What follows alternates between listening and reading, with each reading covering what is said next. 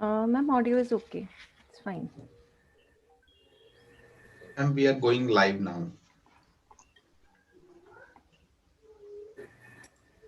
A very good evening to everyone. I heartily welcome all the participants.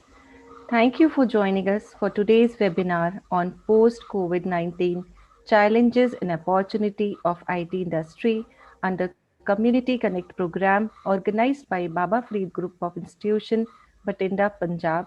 Myself, Dr. Nimisha Singh, Head of Department Computer Science and Engineering, feels immense pleasure to host this session with you all.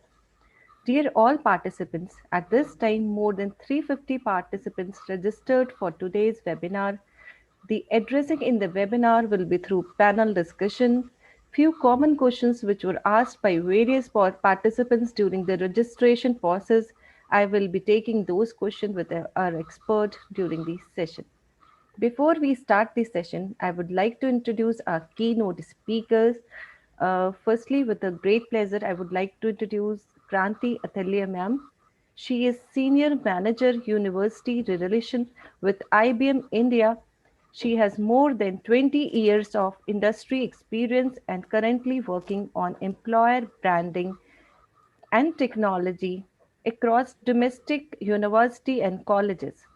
She has worked as a delivery manager in IBM cloud domain as well as network management domain when she worked in AT&T Bell Labs in US.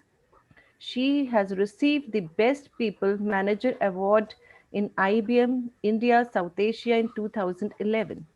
She was keynote speaker at 2017 NAO Robot User and Development Conference at Boston. Ma'am delivered session on many leading edge technologies such as AI, data science, and many, many more in various workshops in colleges and conferences.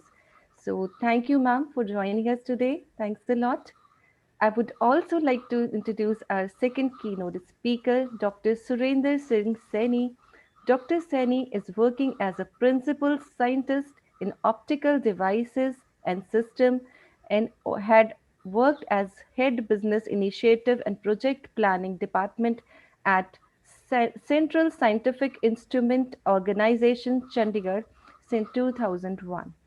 He has been awarded IETE FLT Tanmaya Singh Dandas Memorial Award for his significant contribution in the field of avionics in 2017.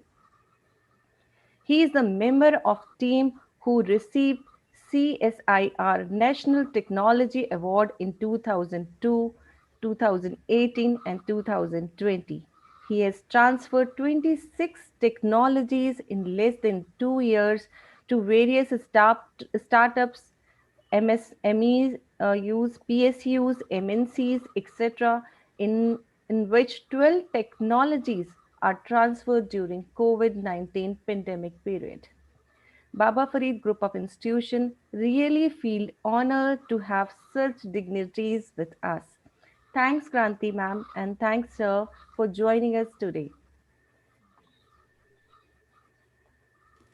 We have received some common queries on which I would like to get opinion from our both experts.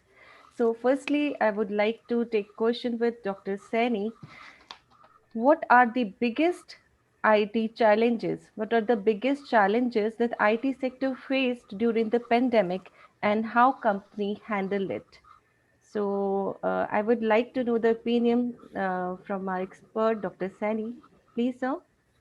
Uh, we all know that our Indian IT industry has an outstanding success story. We export software services to more than 60 countries around the globe. But this location of the global ties basically depends on the ease of travel. But this COVID-19 pandemic not only restrict the international travel, but also made costly the international travel and migration. And this paradigm shift creates a significant barriers for the IT firms to be able to maintain the cognitive proximity with its clients. And that, as a result, it adversely impact their global competitiveness. Also, there is a huge impact on the economy. But simultaneously, the majority of the Indian IT companies have instructed their employees to work from home based on the directives issued by the government of India time to time. But that work from home needs the infrastructure and the high spot services like the broadband facility, laptop, and all these kind of facilities. We can't think that everybody has a laptop and everybody has a broadband connection or so. But we have to, if we have to work from home, that we need such kind of the infrastructure.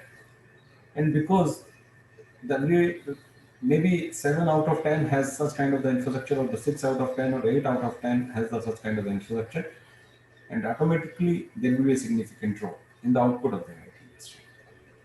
But however, the structural changes, the new business models develop because the pandemic are continuing around 1 month, 2 months, 3 months, 4 months, and the new business model emerged as the economy and the society had to adjust this paradigm shift.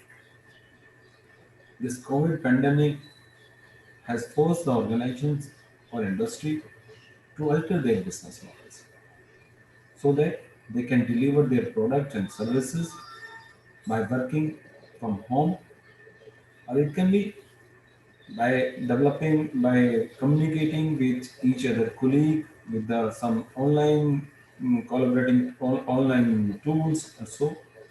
Because in IP, there is a need of communication from each person, from one person to another. So when there is a no restriction of the location, because we are on the virtual platform, we are connected through the other virtual platform. So there is no such restrictions is there, and the IT company, the IT employee, the company, the employee of the IT company has an exposure to interact with more people to deliver their products with a high efficiency. So, such kind of the situations, like necessity is the mother of the invention. This COVID-19 pandemic has posed a necessity that how we can deliver the goods, how we can deliver the services, how we can provide the services by working from the home. And this is the new invention model. And not only that, if you look at this education model, before this pandemic, the education was totally offline. But now this is a totally online. There is a saving of fuel. There is a saving of time. There is a security in various places of the India or in other countries, I don't know, but in the various places of the India, there is a huge safety concern about the female students. Here, the education is given online.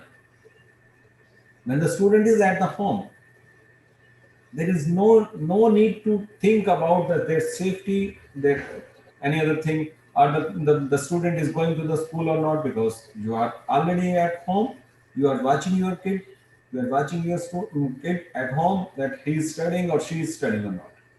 So these are the some business model, and I really I really not surprised if the government has sometimes in the future the government has issued a new policy that some kind of the online schools will be available in the future.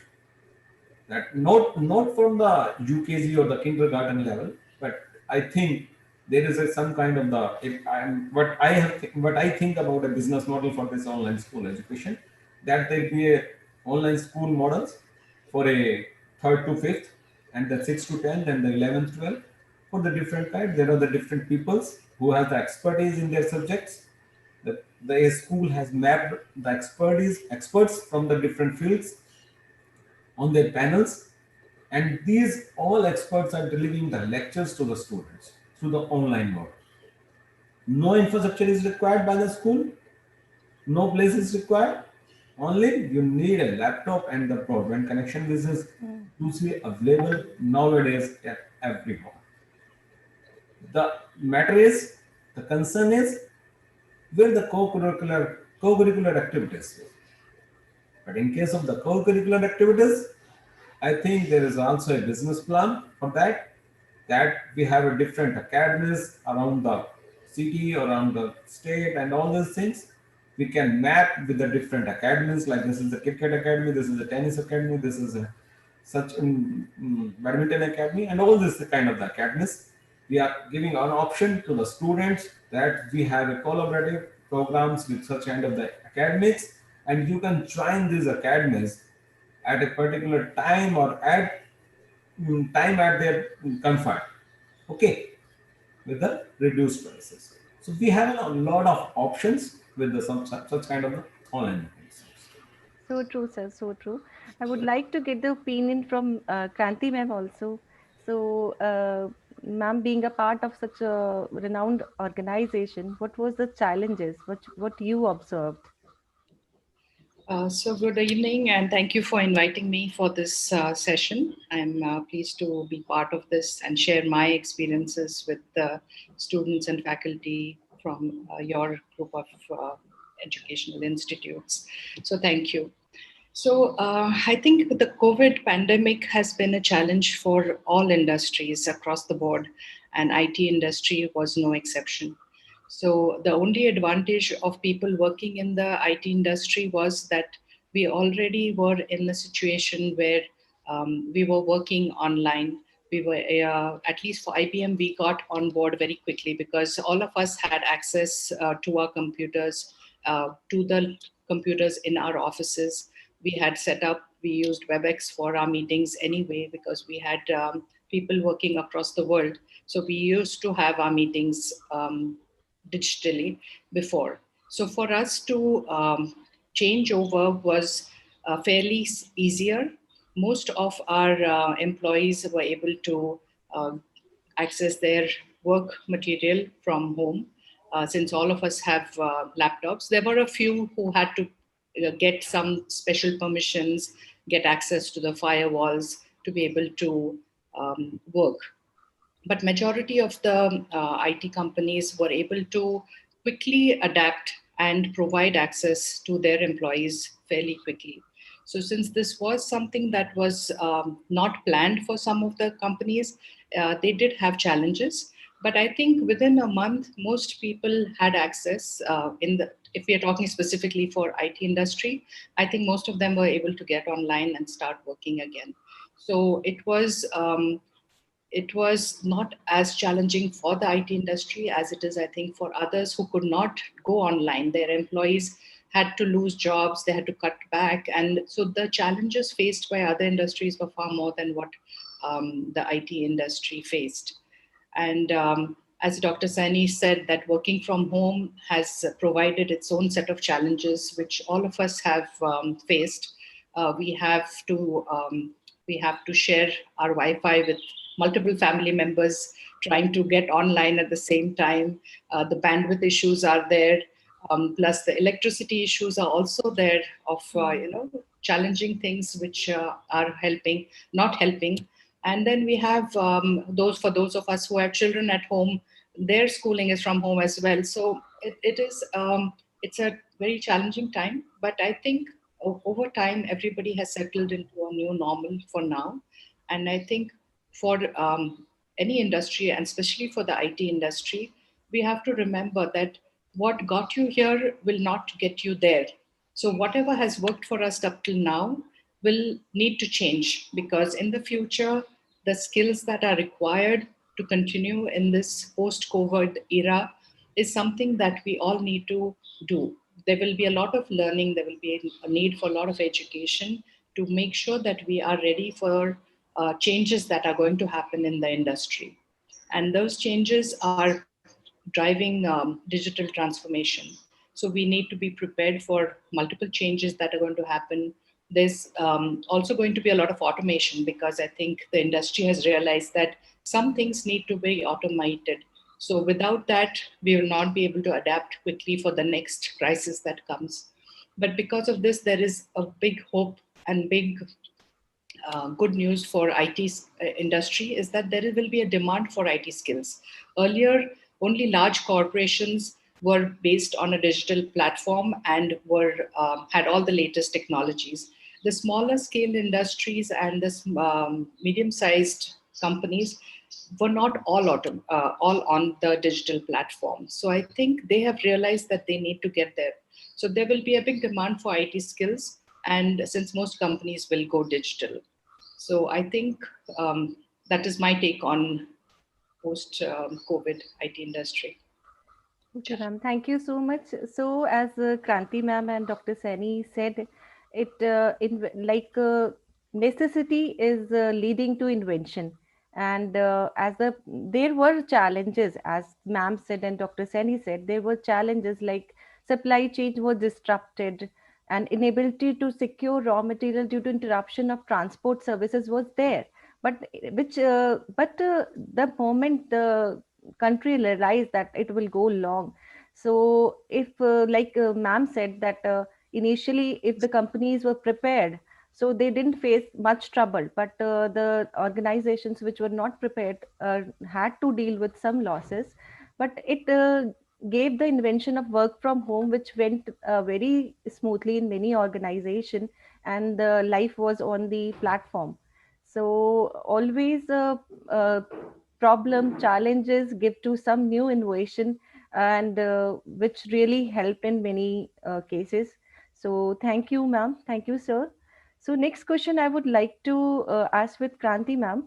About one two-third of IT workforce across the country has moved to work from home, as we just discussed, to keep the services continuous during the lockdown period. How smoothly it worked?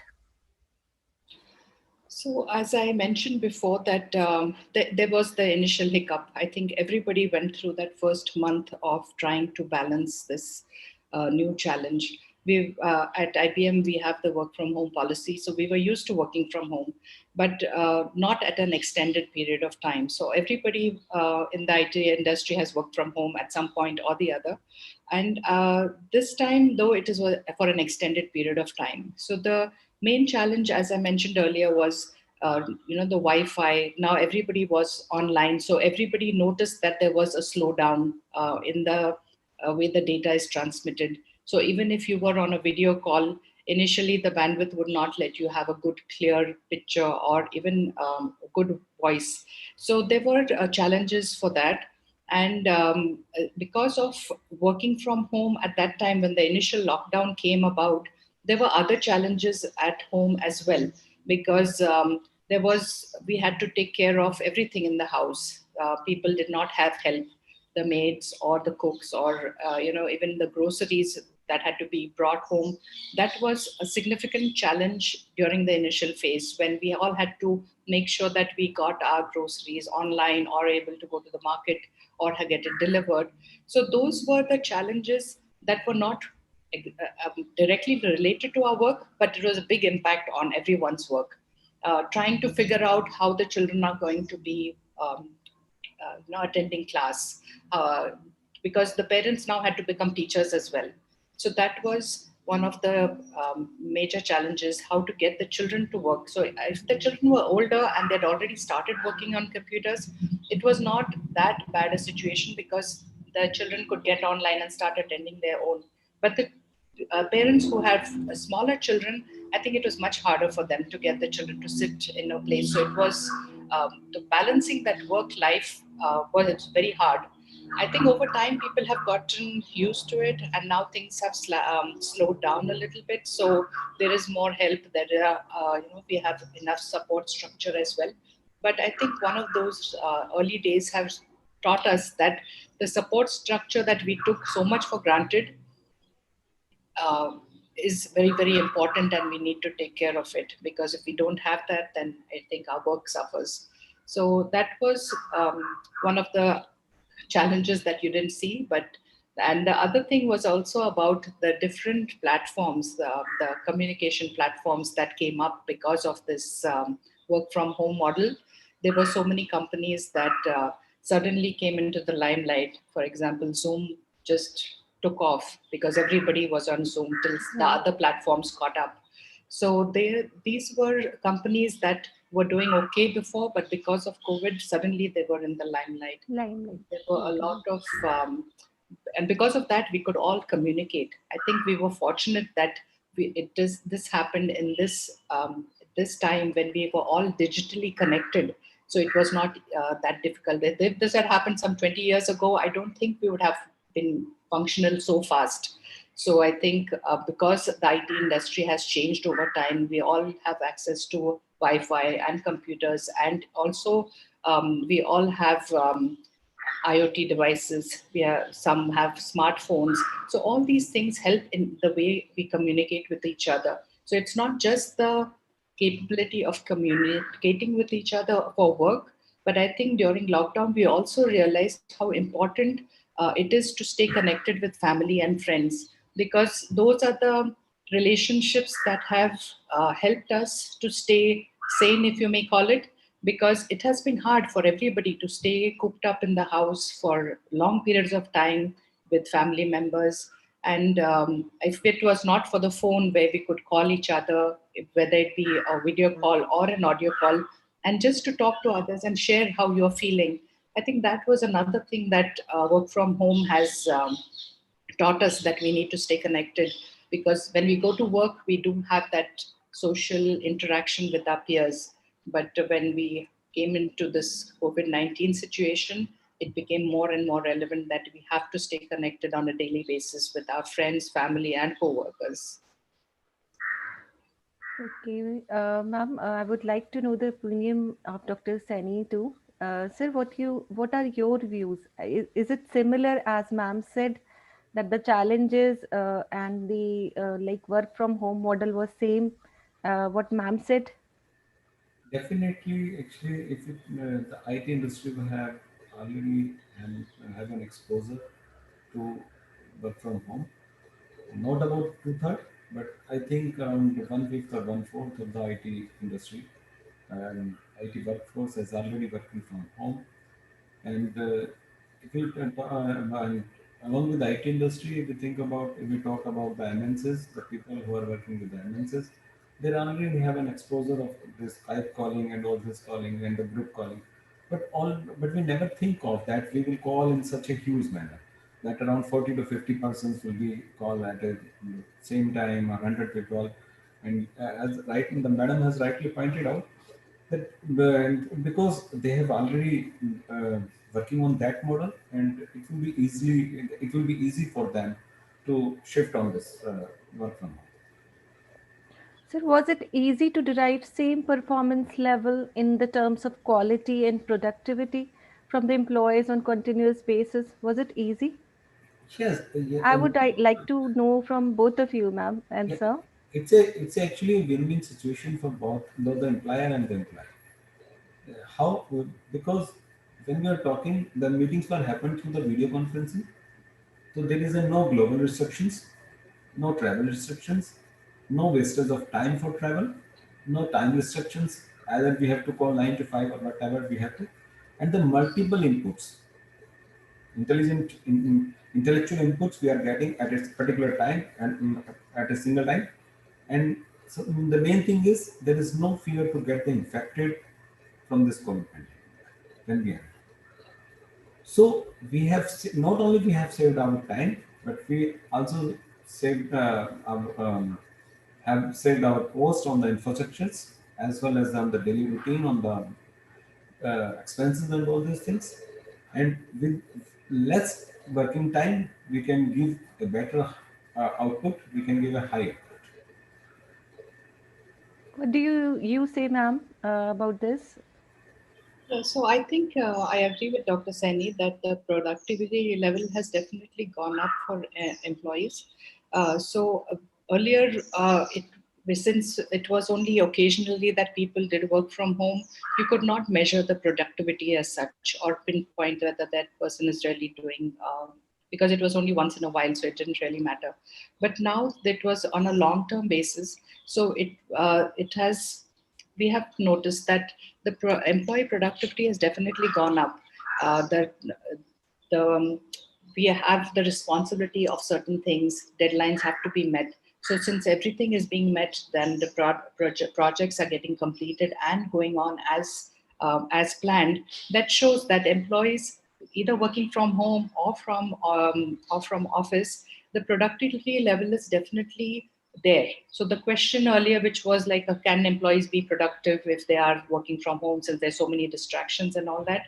Other than that first month or so when everybody was settling down, I think the productivity has definitely gone up, because now employees are able to do that work-life balance, manage their home, keep manage their family affairs, as well as do the work. They can work in the evening or in the time that suits them.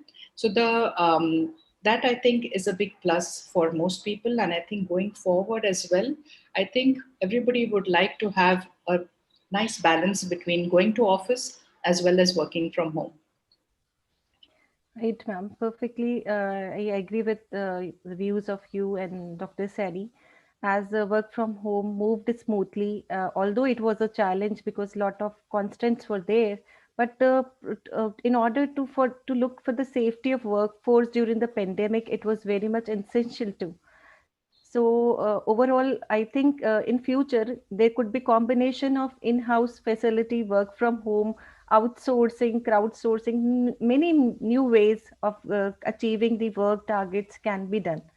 So thank you, ma'am. Thank you, sir. Let's move to the next question. I'll be taking the question with Dr. Sani. It was already shared by many participants.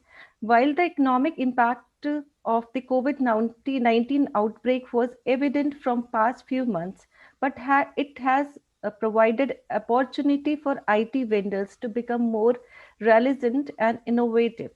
What are your views over it, sir?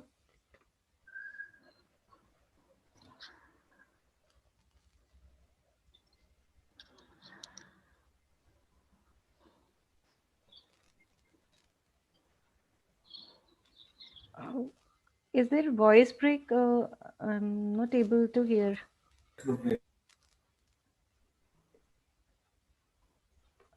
Sir, is my voice audible to you? Yeah, it's Yeah, audible yeah. now. Perfectly fine, sir. Fine. Yeah. During this pandemic, the lockdown have driven many households to engage with the digital products and services, and maybe most of the people have experiencing this first time in their life. If you can talk about the video calling, that is video calling is around 36% of the consumer using it for the first time since the start of this COVID-19 pandemic. Other activities like the online shopping, the online health services, which are coming up nowadays, and watching the OTT content because the other dish TV was not available at that time, have all been adopted by more than 2 in 10 consumers. It's more than 2 in 10 consumers since we entered into the lockdown. But it is vital that service providers now it has an opportunity for us. So now it is vital that the service providers have to translate this higher engagement into the higher users and spending. Refinements to bundles, pricing will play a crucial role in ensuring the new digital behavior reflect greater customer confidence, not just the necessity of the lockdown and the social distancing. It is really important to remain close to the customers, understand their rapidly changing needs, because the customer will never satisfy. उसको X मिल रहा है, then it will talk about the Y. So he has to understand his needs and provide the clear propositions that are simple to understand.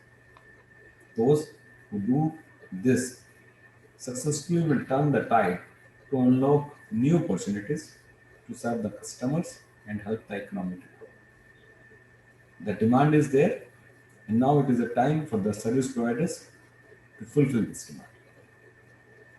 Okay, sir. I think due to this pandemic, digital revolution has came more into the existence. So many of the vendors have got more good platform, right, during this pandemic to come into the limelight. So what do you say, Kanti ma'am, over this? So I think the industry is definitely, there is a shift and a change for all of us. And those industries that have been able to adapt uh, will survive. And for those who have not been able to adapt, they will they will go out of existence, because it is a requirement that everybody has to change. And some of them will just float, that they will just try to manage what there is, and they will try to survive that way. But for sure the change is there, and every industry has to make sure that the change, they do adapt and they change. They have to skill their workforce to make sure that everyone is able to survive and sustain going forward. Okay, ma'am. Thank you so much. As ma'am, we have discussed many things during our discussion, but we have talked about the positive gains during the pandemic. But one question which I had seen from many participants for both of you was that there was lot of losses in the life of people too, not in the terms of health, but also in the terms of economy. So it was due to losses of job. So next question, which was very common for both of you, I had seen in registration process was, what are the latest skill requirement for youngsters in order to get placement in opportunity in IT sectors? Because as a present scenario, a lot of people have myth as like job scopes have definitely decreased. But I would like your view for all the participants, because it's very major concern which was asked by many of the participants during registration. So, what are the latest skill requirements for youngster to be get placed in IT sectors like post COVID conditions? What they could do to enhance their skills? Should I go first? Yeah, yeah, ma'am. Please, please. So I think the this whole IT industry is now in a situation where things have changed. We've all realized that digitalization is the way forward, and the young students need to make sure that they are enabled by knowing more about the cloud, because everything is going on the cloud. They need to know how things work there, virtualization that happens in the cloud, and any aspect of any platforms that utilize the cloud. Other than that, I think data science is another big area where data scientists will be in big demand. They are already in big demand, but in a few years, they will be the one most sought after people. So I think anything related to data science, whether it be artificial intelligence or machine learning, all students need to uh, give focus, because data is there across all industries. So if you know how to manage and to handle data, that will be a big plus. So anything related to data science, I think students need to pick up on, because there will be a lot of demand for digital transformation experts, data scientists, and statisticians. Also, another area which is very critical now is security, because as we all know that data has become very valuable nowadays. So securing that data is a big aspect for many IT companies, that they have to make sure that the data cannot be leaked. So to ensure that hackers don't get access to this data, security is another major area where students can focus on. So there is cybersecurity, that is a big growing industry, and I think students can focus on security as well. So these are a few things. Along with this, I think business intelligence, so some amount of knowledge about the domain that they are working in. Earlier, I think we all focused on the technical part of it, and if you know how to program in a particular language, you are good. But now that is not enough. Things are changing so fast that you need to know and understand the domain you're working on. So pay attention a little bit to the business aspect of it, and also understand how that data is going to be used. So other than being just a software application developer, I think the students need to focus on the business aspect of it as well. So I think, given all of this, I think cloud security, a little bit of the business and data science are the areas to focus on. Thank you, ma'am. Thank you. So, Dr. Sani, I would also like to know your opinion, as our youngsters are waiting for this reply from both of our experts. So, please, sir.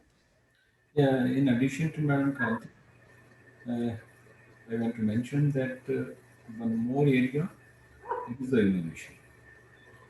The innovation will be the key parameter for the next generation deployments, and the company will prefer who are the problem solvers. Innovation is not limited actually. It is not defined to the IT sector. It is open to all other sectors also. So those who want come with the solutions for the work-related challenges, the particular soft skill for it means the person should have the capable of identifying and defining a problem and coming up with the innovative solutions. And that is not a one solution or two solutions. That is a multiple innovative solutions. I think that a problem may be a one, but the problem has a multiple solutions. And what kind of the innovative mechanism we will adopt for to solve that kind of the problem, that is the main thing, that how we handle the data, how we use the data, how we handle the how we secure the data, and what kind of the innovative mechanism we can adopt for such kind of things. That is the main innovative, that is the main parameter which will be evaluated for the next generation. Thank Second you, is sir. second one more thing, that is team player, because a team player gives an opportunity to the openness to the learning. So we have to work with the people who have the different perspective, the different working style. So we have a more exposure to the knowledge and experience and the different ways of handling the task. So we can have a good solution, an innovative solution in less time as per the need of our. Okay. Thank you, sir. Thank you, ma'am, for guiding all the youngsters who were actually waiting for this question's reply. And I think besides having a strong programming foundation, artificial intelligence, data science, machine learning, deep learning, innovation, and teamwork is required for the placements in IT sector.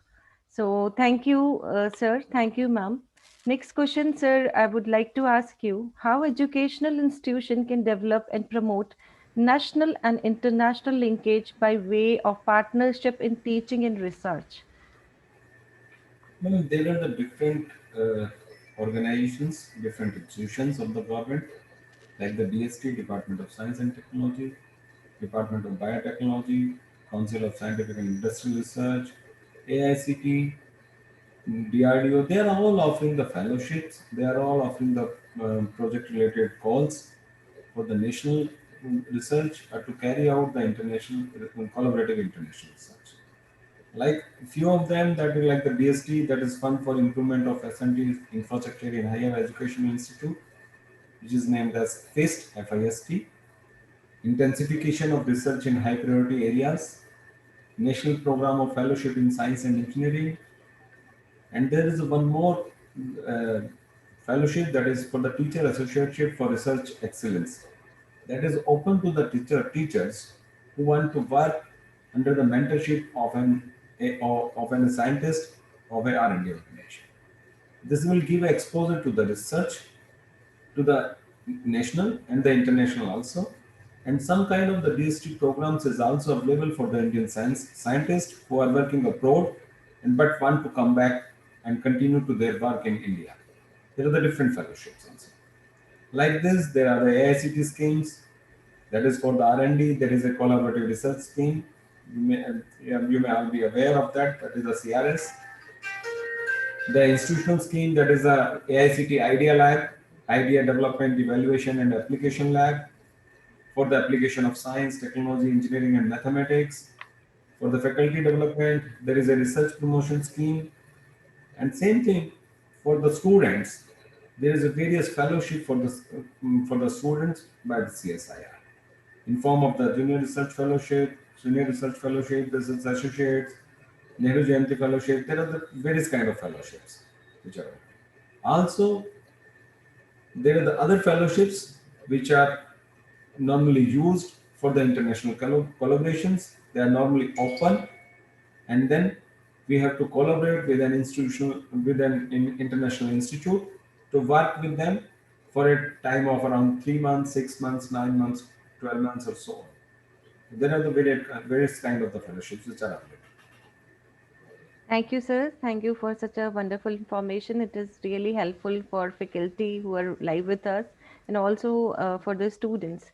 So, thank you very much for sharing this information.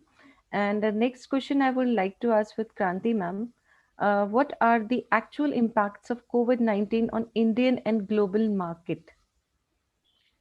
So I think the impact of COVID has been felt by every industry across the world. Indian markets have suffered, global markets have suffered. I don't think there is any industry that has not felt the impact. So some of the industries will not survive, others will not be as dynamic as before, and yet others will be boosted by the massive changes. So there are industries that will flourish because of this. So, for example, I talked earlier about the video conferencing services companies that have seen tremendous growth. The other day, I was watching a news which said that there is a shipping company in South Africa where they obviously all the there are not that much travel happening, so there is no demand for ships at the moment. But they took this time to establish companies across the world so that they could have a manufacturing industry in various countries. So, because of the downtime and their employees being available, they could spend the time to envision an expansion and growth of their business. So, I think this has provided an opportunity for a lot of industries. The online businesses have gone up. They're, across the board, everybody is buying online nowadays, whether it's on Amazon, Big Basket, or clothing, or whatever. So, that industry has definitely seen an upside. So the which was earlier people didn't do that often, now people are doing a lot more of it. And there were industries that have suffered across the board. For example, theaters and outdoor events. Movies have it's like non-existent at the moment. Nobody Mhm. is going to see a movie outside. Even sports activities are very restricted, and audiences are not allowed for any of the music shows or sports. That will take some time. I guess once the vaccination comes back, those markets will come back as well. Travel and tourism has taken the biggest hit. Nobody is traveling right now, so that will take a long time to recover. And there have been jobs that have been lost. They have it has been impact every industry. So the new thing that people need to do is they need to relearn some new skills. They need to be able to change and be willing to adapt and take on different kind of roles which they may not have thought of before. And the importance of working from home, of course, I've shared that now more and more people, after enjoying the working from home option, will definitely make that a demand for most of them. But I think the lockdown has taught us all to able to survive in this industry and how we can do it. The International Monetary Fund Managing Director, Kristalina Georgieva, has praised India for taking very decisive steps to deal with the corona pandemic and its economic policies. So the total lockdown for such a large country was a big thing. And then the targeted lockdowns that we had for different cities across, based on how bad the pandemic was in certain areas, and then changing some policies, have resulted in economic activities that have revitalized the industry in India. So in some sections, I think India is doing much better than some other countries. So I think that is the positive we should look at going forward. Thank you, ma'am. Thank you. Next, I would like to ask Dr. Saini, as we have just discussed various opportunity for innovation and research. So, next question is that what kind of innovative research could be boom for new job opportunities?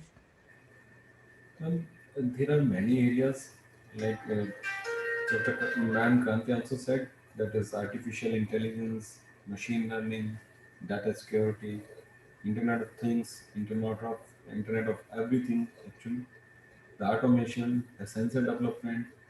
These are all it is not limited actually.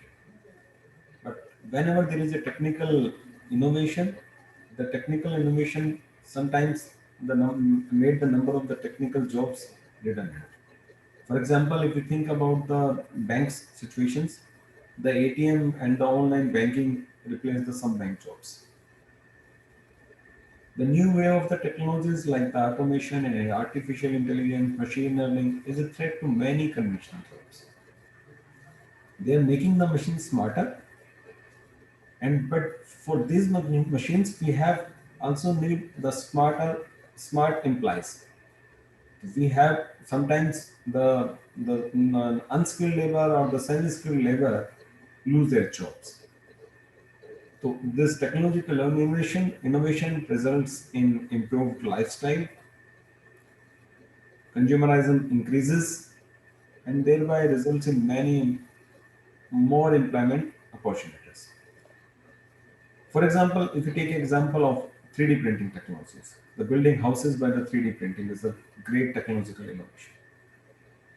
But eventually, it will result in some job losses in the construction industry. But this innovation will result in creating more affordable homes. This is the side effect because the technology invention has both sides of the impact, has the positive impact as well as the negative impact. The positive impact that we have a great technological invention by building homes in a very less time. But the affordable homes, but the more and more people want to buy the house, but in the same time, the more houses will be built, hence they will create the so many jobs, but of a different kind, who has a knowledge of this 3D printing. So the conventional, who have the conventional skills, they will lose their jobs. No doubt, the technological innovation increases the productivity, also reduces the burden on workers, and eliminates the burden of doing repetitive tasks. The demand for technology skilled youth is increasing, and some more jobs available for the educated youth. So this can solve the problem of educated unemployment to the some extent. But if we talk about the negative impact, the immediate result of the new technology will be job losses because some jobs will become redundant. Machines and automations are replacing low skilled workers. If any company do not replace the human labor by technology, it is susceptible to losses due to the heavy competition from other companies which uses this latest technological innovations. So, in a conclusion, that is, technological advancement has the potential to create many more employment opportunities than it eliminated. But the continuous learning and updating skills is the need of our. If we have to update our skills, then we get the jobs. But with the low conventional skills, we will lose our jobs. So, all in one, sir, updating the skill is most important and it will never lead to loss of a job. It will always give a positive result in the future, I Yes, suppose.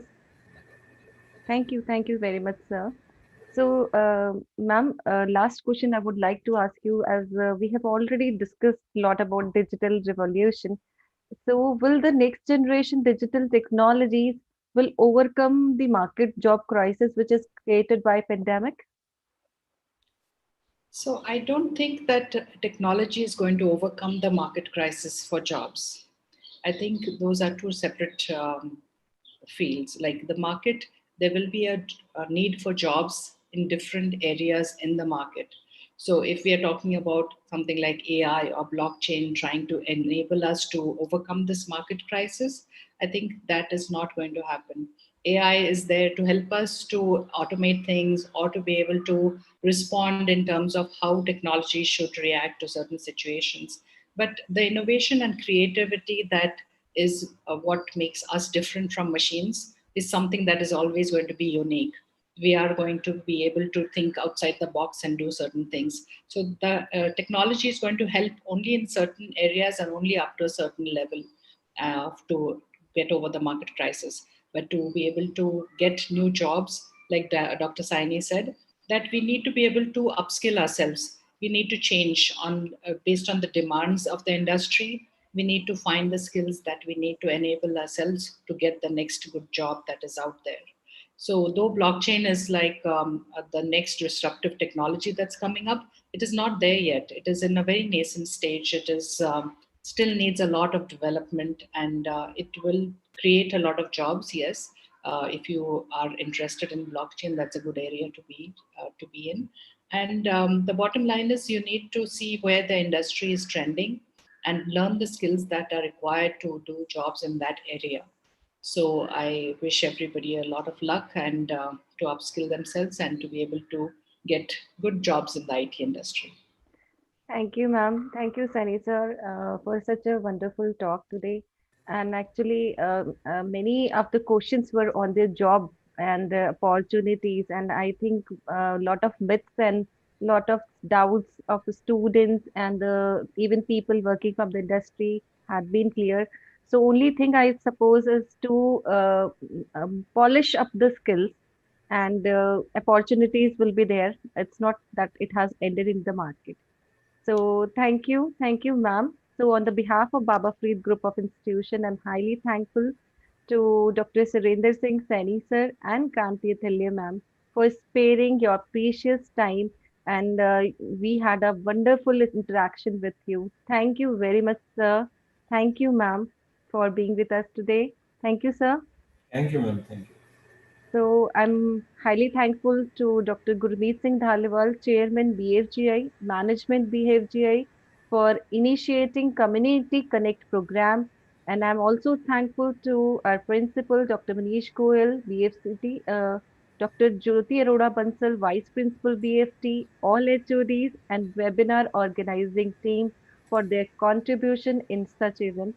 So thanks a lot, Dr. Sani sir, Kranti ma'am, for being with us, and it was really, really great conversation with you.